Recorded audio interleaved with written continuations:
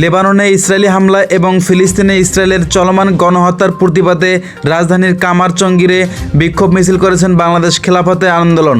বুধবার 2 অক্টোবর আসরের নামাজের পর খেলাফতে আন্দোলনের মহাসচিব মাওলানা হাবিবুল নিয়ামিয়াজির নেতৃত্বে জামিয়া নুরিয়ার সামনে থেকে মিছিলটি বের হয়ে কামারচঙ্গী থানা প্রদক্ষিণ করে থানার সংলগ্ন চৌরাস্তায় এক সংক্ষিপ্ত সমাবেশের মাধ্যমে শেষ হয়। এ সময় বিক্ষুব্ধ জনতা ইসরায়েলের পতাকায় অগ্নিসংযোগ করেছেন।